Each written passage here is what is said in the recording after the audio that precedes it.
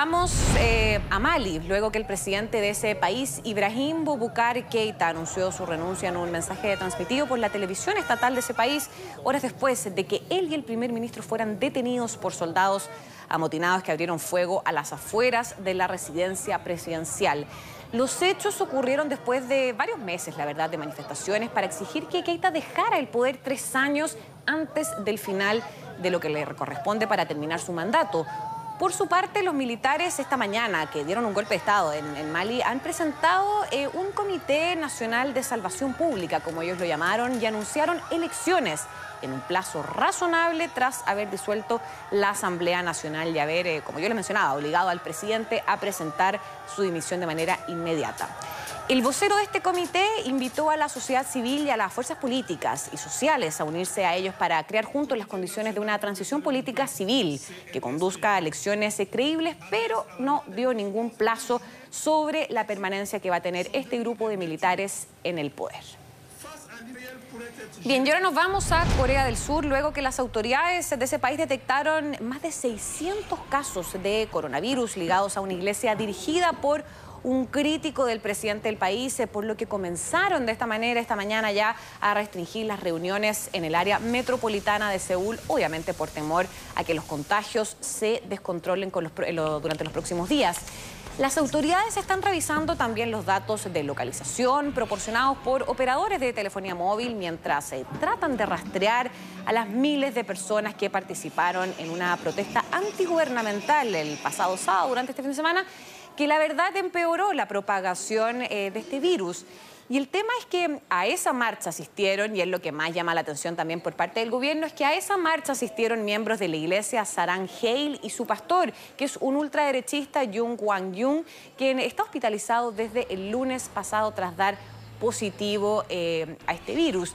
Y según el director del Instituto Nacional de Salud del país, tras realizar cerca de unas 3.000 pruebas, se han relacionado 623 casos con miembros de la iglesia, mientras que la policía además está buscando a otros 600 miembros de culto con lo que a los que básicamente no han podido contactar. Andrea. Sí, si uno piensa en el origen de los casos de contagio de coronavirus en Corea del Sur, justamente fue al interior de una iglesia, de un culto. Claro. O sea, ha sido un problema permanente que han tenido en ese país, que ha tenido varias ventajas, como por ejemplo aplicaciones, el tema de la tecnología al servicio del rastreo y la trazabilidad de los casos.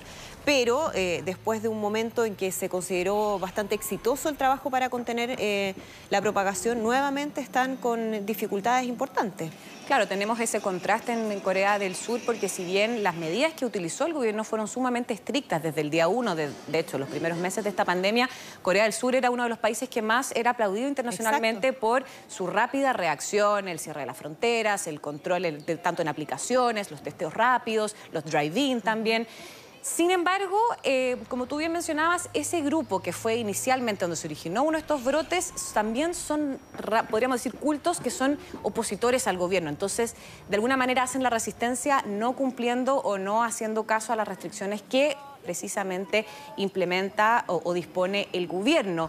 Y respecto a las cifras oficiales, bueno, Corea del Sur reportó el miércoles 297 nuevos casos del virus, su mayor incremento desde el pasado 8 de marzo, algo que obviamente ha elevado la alerta en esa zona. De hecho, fue el 6º día consecutivo con alzas de 3 dígitos y la mayoría de las infecciones se registraron en la densamente poblada área metropolitana de Seúl, que eso es algo obviamente esperado, considerando que Seúl tiene millones de habitantes. Exacto. Y es la principal ciudad de Corea del Sur. Bien, y terminamos en Argentina luego que los casos confirmados de coronavirus en ese país superaron, escuchen bien, las 300.000 personas en momentos en el que el país mantiene un largo aislamiento obligatorio para atenuar los efectos de esta pandemia. Según el informe del Ministerio de Salud, el total de fallecidos por la pandemia superó ya las 6.000 personas, mientras que otras 223.000 personas se han recuperado de manera exitosa de este virus. El informe señaló que el porcentaje de ocupación de camas de terapia intensiva es del 57,7% a nivel nacional y del 68,2% para la capital federal y el Gran Buenos Aires. Todo esto en el marco de que el lunes, lo comentamos acá en Mega Noticias Alerta, una multitud de argentinos salió a las calles para manifestarse contra medidas tomadas por el gobierno en el marco de la pandemia de coronavirus en el país, que extendió las restricciones, recordemos, hasta el próximo 30 de agosto.